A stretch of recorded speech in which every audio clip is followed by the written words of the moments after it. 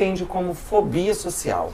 Fobia social é quando a pessoa tem um medo exacerbado, paralisante, de se expor a uma situação onde ela é o centro das atenções. Então, por exemplo, uma pessoa vai fazer uma palestra, né? É óbvio que se ela é o palestrante, ele ou ela, as pessoas todas irão olhar para aquela pessoa. Nessa hora, o fóbico social paralisa. Ele tem reações como se fosse uma crise de pânico, ele começa a suar, ele tem taquicardia, ele tem a sensação de tontura e a vontade dele é fugir dali desesperadamente. Ou seja, a maioria das pessoas que têm fobia social nem tenta, porque eles fogem desse tipo de situação. A gente pode dizer que, assim, a gente já identifica esse traço desde criança?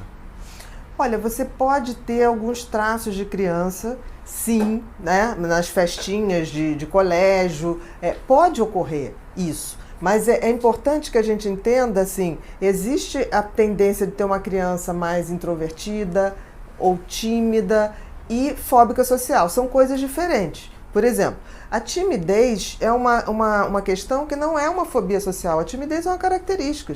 Uma característica. A pessoa tem um certo receio de se expor, mas ela tem vontade de se expor, né? O tímido, na realidade, ele tem vontade de ter uma interação social, mas ele se sente fragilizado para aquilo, ele não se sente capaz para aquilo. O introvertido, né, que as pessoas confundem, timidez e introversão não é a mesma coisa. Por exemplo, uma pessoa introvertida, ela sabe como se comportar numa situação dessa, ela sabe fazer, mas ela prefere não. O introvertido é aquele que gosta mais da solidão. Ele se sente melhor, é mais prazeroso para ele ficar sozinho do que estar com as outras pessoas. O tímido não. Geralmente a criança, o adulto que vai desenvolver a fobia social, ele já é um pouco mais tímido desde criança. E a timidez tem um componente genético grande, que pode cursar com aumento de ansiedade, com a entrada na pré-adolescência, solicitação da vida adulta, e aí pode evoluir para uma fobia social. E que atrapalha muito a sua vida, principalmente profissional. Duas coisas, eu acho. O profissional e a vida afetiva, porque o adolescente que começa a identificar essa fobia social, ele já vai ter uma dificuldade na interação social, numa festinha, sim, de chegar numa moça, né? De interagir ali. Então, às vezes, tem essa dificuldade. Eu acabo tendo pacientes assim, que 19 anos ainda não conseguiu ir numa festa, se relacionar com uma menina. E tem o outro lado, que é aquele do trabalho, né? Tem uma coisa interessante, porque o fóbico social, ele tem essa dificuldade em público, mas na relação 1 a 1, ele é muito bom. Eu diria assim que os aplicativos para relacionamento facilitou muito. Porque o fóbico social, que antes ele tinha que ir a uma festinha para conhecer alguém, ele pode conhecer nesses aplicativos, e a conversa individualmente é fácil para ele não tem esse problema, ele gosta, ele pode ter um pouquinho mais de ansiedade. Assim, não tem tanto problema. Ele consegue levar. O negócio é quando ele vira o centro das atenções, muitas pessoas olhando e ele tendo que dar o tom da conversa, ele tem que levar ali, é como se fosse uma dança que ele é obrigado a dançar pelo outro e carregar o outro.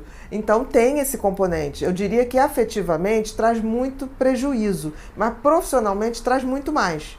Porque assim, hoje não tem uma profissão, até com a globalização, que você não tenha que viajar, que você não tenha que dar uma reunião, que você não tenha que fazer um conference call. É muito difícil isso, que ocorra hoje. Eu tive um paciente que é muito interessante, ele é muito inteligente, muito. E ele acabou a faculdade e lá na faculdade ele já tinha recebido um convite para entrar para o mestrado, porque descobriram o grande potencial dele. Mas ele foi para o tratamento justamente por isso, porque ele falou assim, imagina eu ter que apresentar uma tese. Para uma banca, porque exatamente, na faculdade, bem ou mal, você está apresentando ali para 2 professores, para pessoas que estão no seu dia a dia. E uma banca de mestrado vem convidado de fora, Então ele paralisou totalmente nisso. Não, e a banca, você é o centro das atenções, porque você está apresentando o seu trabalho. Então você tem ali 6 professores desconhecidos ou não, tem provavelmente só o teu supervisor, o teu coordenador, né, a pessoa que dá ali a tua assistência na tua tese. Então é muito difícil. Eu digo hoje que a maioria dos jovens que buscam o tratamento de fobia social, antes era para namorar, que eles ficavam nessa questão. hoje eles já estão apavorados quando vão entrar para a faculdade. Porque até a faculdade, as coisas assim, trabalhar em grupo, então com o mesmo assim, grupinho. com o mesmo grupo, e aí o fóbico social geralmente faz tudo escrito e dá para o outro apresentar. Existem essas possibilidades, ele acaba se saindo bem. Né? Então ele tem muito menos atividade social, então ele tem mais tempo para estudar. Geralmente é aquele que acaba indo bem na escola, né? Ele não tem essa atividade de festas e coisas. Então os professores acham assim, ele é perfeito. Exatamente. E não conseguem identificar que ali já está tendo um problema. E aí acontece na faculdade, eu já vi, por exemplo, professores não se darem conta que a pessoa não conseguia apresentar por fobia, zerar trabalhos e eu ter que depois explicar e reverter. Então eu acho que falta um pouco dessa sensibilidade da gente ver que em alguns casos fóbicos sociais vão ter que ter uma oportunidade, ou então apresentar para menos pessoas, ou de uma outra forma que ele não seja visto, né? E aí dá um tempo para ele se tratar. Eu tenho utilizado muito no consultório, agora há pouco tempo, com as suas dicas para eu mergulhar, a realidade virtual como um grande tema, né? Assim, porque ali eu consigo trabalhar isso.